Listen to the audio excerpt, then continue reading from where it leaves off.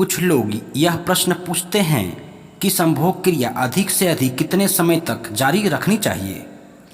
इस प्रश्न का उत्तर पति पत्नी के स्वास्थ्य, उनकी परिस्थितियों और सेक्स ज्ञान पर निर्भर करता है। समान रूप से ऐसे लोग भी मिलते हैं जो कुछ क्षणों के लिए आधे घंटे तक संभोग कर सकते हैं। यह बात अधिकतर पुरुष पर निर्भर करती है कि वह अपनी स्वाभाविक उत्तेजना को किस सीमा तक नियंत्रण रख सकता है। सेक्स ज्ञान प्राप्त होने पर किसी भी पुरुष को आधे घंटे तक संभोग करना कठिन काम नहीं, परंतु इस समय तक बहुत कम लोग संभोग कर पाते हैं। इनका कारण मात्र यही है कि उन्हें सेक्स ज्ञान की प्राप्ति नहीं होता। आजकल के युवाओं की हालत तो और पतली होती जा रही है। वे संभोग को लंबे समय तक करते रहने में सफल नहीं होते। इससे पत्नी की इच्छा पूर्ति नहीं हो तो ऐसे में वह क्या करेगी। नर इतना स्वार्थी है कि वह केवल अपने ही विषय में सोचता है। उनके मन में यही भावना होती है कि उनकी सेक्स की आग किसी प्रकार भी ठंडी हो। वह अपनी पत्नी की सेक्स आग को बारे में कभी नहीं सोचता। वह चाहता है कि मैं अधिक से अधिक समय तक संभोग का आनंद लूं। ऐसा भावनाएं उनकी पत्नी के शरीर में भी सुलगती रहती है। उनके विषय में पति ने कभी नहीं सोचा। यह उनकी भूल है। हर पति के लिए ये बात बहुत जरूरी है कि उसे अपनी पत्नी की भावनाओं के विषय में सोचना अत्यंत आवश्यक है। पत्नी भी अपनी भावनाओं की पूर्ति चाहती है। आप तो अपनी प्यास बुझा लेते हैं, कम से कम उनके विषय में तो सोचो जो केवल आपके कारण प्यासा है। यह मत भूलो कि संभोग एक कला है। इस कला के कुछ नियम हैं। संभोग की अज्ञानता के कारण हजारों लाखों घर बर्बाद हो जाते हैं। हजारों पति पत्नी पदभ्रष्ट हो जाते हैं। और आजकल तो बड़े शहरों में तलाक का सिस्टम चल रहा है, जिससे विनाश होता स्पष्ट नजर आ रहा है। छोटे छोटे बातों को लेकर जो साधारण झगड़े भी होते हैं, वे भी तलाक का रूप धारण कर लेते हैं। मैं समझता हूँ कि कोई भी पत्नी तलाक नहीं चाहती। इस पर भी यदि तलाक हो रहे हैं तो उनके विषय में कोई जानने का प्रयास नहीं करता। कितने दुख की बात है। आखिर हमारे समाज में ऐसे कौन सी कठिनाई आ गई है कि लोग तलाक की ओर तेजी से बढ़ रहे हैं। यदि कोई मुझसे इस बात पर विषय पर जानना चाहता है तो मेरा स्पष्ट उत्तर यही है कि इस तलाकों और घरेलू झगड़ों को पीछे हमारी अज्ञानता का ही हाथ है, जिसे हम काम कला कहते हैं। पति पत्नी जब एक दूसरे से मन की बात नहीं समझ सकते, आपस में प्रेम नहीं करते, संभोग प्रेम की नींव को मजबूत नहीं करता। हाँ, प्यार संभोग की नींव रखता है। संभोग और प्रेम, इस दोनों का मिलन ही पति पत्नी के रिश्ते में शक्तिशाली बनाता है। केवल संभोग का रिश्ता तो वासना का ही रिश्ता है। वासना का अर्थ है स्वार्थ। संभोग तो बाजारी औरतों के साथ भी लोग करते हैं, किंतु प्यार तो उस औरतों से नहीं हो सकता जो शरीर बेचती है। अपनी पत्नी को प्रेमिका समझें, बेसिया अथवा बाजारी औरत नहीं। संभोग के विषय में भी आपको बताया जा चुका है। हाँ, एक बात और ध्यान रखें कि खाना खाने के पश्चात ही संभोग ना करें।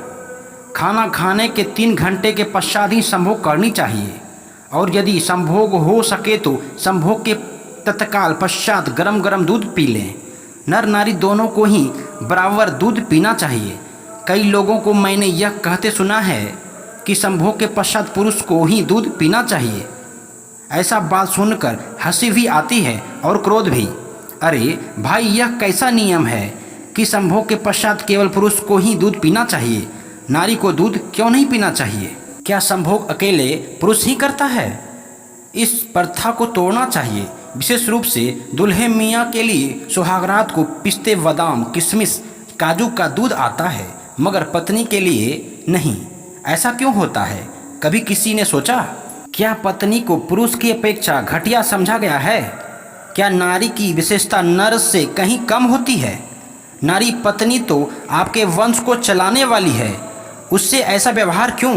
इससे दुल्हन के मन में पहली रात को ही फर्क पड़ जाएगा। सबसे पहले उस पत्नी के मन की भावनाओं को जानने का प्रयास करें जो केवल आपके लिए अपना सब कुछ छोड़कर, अपने सारे रिश्ते तोड़कर आपसे रिश्ता जोड़ने आ गई है। आप तो पति हैं, वह आपके घर आई है, अपने तो कोई त्याग नहीं किया, कोई रिश्ता नहीं तोड़ा, फिर आप उनका ध्यान नहीं रखेंगे?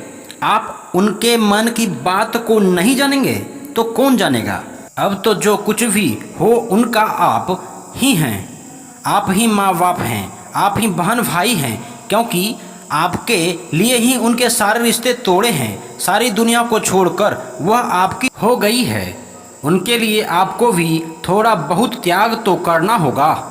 मैंने कुछ अनजान और अनाड़ी लोगों को मासिक धर्म के दिनों में भी संभोग करने की बातें सुनी है। उन सब लोगों को मेरी यह बात कान खोलकर सुन लेनी चाहिए कि मासिक धर्म आरंभ होने के समय में किसी भी नर को नारी से संभोग नहीं करनी चाहिए। यह पति पत्नी दोनों के लिए हानिकारक है। ऐसे संभोग से ही भयंकर रोग लगते हैं और लग भी जाते हैं, जैसे आत्सक, सोजाक रोग। इस रोग से तो पूरी मानव जाति को हानि हो जाती है, क्योंकि ऐसे रोग वंश दर वंश चलते हैं। ऐसे भयंकर रोग एक से दूसरे प्राणी को उस समय लगते हैं जब कोई इस रोग वाली औरत किसी पुरुष से संभोग कर लेते हैं, अथवा इस रोगों का शिकार पुरुष किसी नारी से संभोग कर ले। इसलिए सब पुरुषों को इस बात का पूरी ध्यान रखना चाहिए कि मासिक धर्म के दिनों में किसी भी औरत से संभोग न करें। कुछ काम कला सा स्त्री को मैंने यह कहते सुना है कि संभोग के पश्चात पानी नहीं पीना चाहिए। इनसे वीर्य पतला हो जाता है और अंडकोश में पानी भी भर जाता है। और यदि स्त्रियां संभोग के पश्चात पानी पी लेते हैं तो उनकी नसें में पानी भर जाता है। मैं समझता हूँ कि यह तो मेरा वहम है। वास्तव में जब नर नारी संभोग करते हैं तो उस समय दोनों पक्षों की शरीर की पूरी परिश्रम करना पड़ता है। दोनों को रक्त शरीर में तेजी से दौड़ते हैं। ऐसे थक कर प्यास लगने तो स्वाभाविक सी बात है।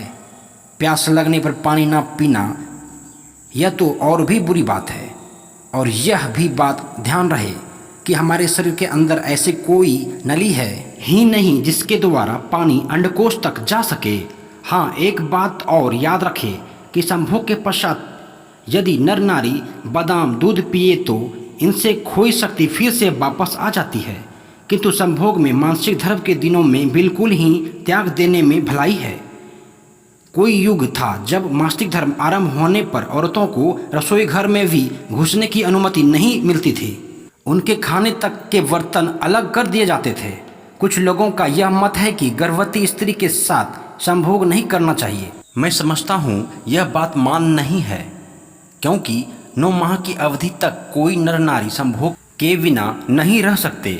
वैसे 7वें माह तक तो संभोग करते रहने में कोई हर्ज नहीं होती, परंतु 8वें माह के गर्भ में संभोग करने से औरत और मर्द दोनों के लिए हानि की बात है।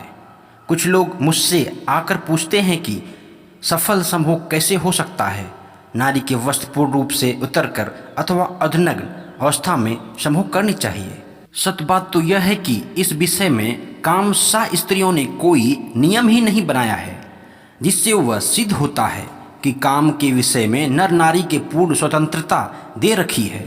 परंतु यह बात तो मानने योग्य है कि वस्त्रहीन शरीर का आलिंगन जितना उत्तेजना और सुखमय होता है, उतना वस्त्र पहनने किए जाने वाले आलिंगन सुख और उत्तेजना नहीं होता। दोनों के शरीरों के एकीकरण या आत्मसात करने में संबंध बन जाती है। पुरुष की तो यह मनोवृत्ति है कि वह इस सुंदर चित्र को नग्न देखना चाहते हैं। इस नग्नता को देखकर तो वह उत्तेजित होते हैं। वस्त्रहीन नर रति क्रिया में परस्पर स्वयं आलिंगन चुम्बन आदि के सुख में वृद्धि होता जाता है। इसलिए वस्त्र रहित या वस्त्र सहित संभोग करने का प्रश्न तो केवल व्यक्तिगत प्रश्न है। इस संबंध में अतीत रूप में कोई नियम निर्धारित नहीं किया जा सकता। कुछ नारियां प्रकाश में संभोग करने की अच्छा नहीं समझती। शायद नारी को जो प्राकृतिक लज्जा है उसी पर परिणाम है कि उन्हें प्रकाश में नग्न होना अच्छा नहीं लगता। इनके विपरीत कुछ पुरुषों का यह स्वभाव बन जाता है कि वह संभोग के समय नारी का शरीर पूर्ण रूप से नग्न होना चाहिए। ऐसे पुरुष को यही सलाह दी जाती है कि वे केवल अपनी भावनाओं की संतुष्टि की बात ना सोचे। नारी की भी भावनाएं भी तो आप जैसी ही है, फिर क्यों नहीं आप इनके विषय में सोचते हैं? जो अपनी पत्नी है, उनके साथ जीवन भर रहने की कसम आपने खाई थी, उनके भी तो कोई इच्छा होगी। अपनी खुशी के लिए आप अपनी पत्नी की खुशी को मिटा डालेंगे? यह बात किसी भी अच्छे पति को शोभा नहीं देती। इससे गृहस्थी जीवन में भी सुख और प्रेम कम हो जाते हैं। ऐसे ही सलाह मैं नारियों को दूंगा कि वे अपने पतियों को खुश रखने की दृष्टि से यदि कुछ त्याग कर सकती हो तो उन्हें करना चाहिए। पति का मन खुशी होने के सारा घर सुख हो सकता है, तो फिर पति की बात मानने में हर्ज ही क्या है? कुछ लोग एक ही प्रकार का संभोग हर रोज करते हैं, यह बात भी उचित नहीं। जैसा हर रोज एक ही प्रकार का भोजन खाने में मन भर जाता है, वैसे ही एक प्रकार के संभोग के भोग में आनंद कम हो जाता है। इस बात को देखते हुए काम शास्त्र के विज्ञानों ने संभोग के कुछ आसनों के बारे में लिखे हैं, जिन्हें कई लोग 84 आसनों के नाम से याद करते हैं। इस 84 आसन के चक्र में ना जाने कितने लोग आज भटकते फिरते रहे हैं। यही बात बताने के लिए हम आगे बढ़ रहे हैं।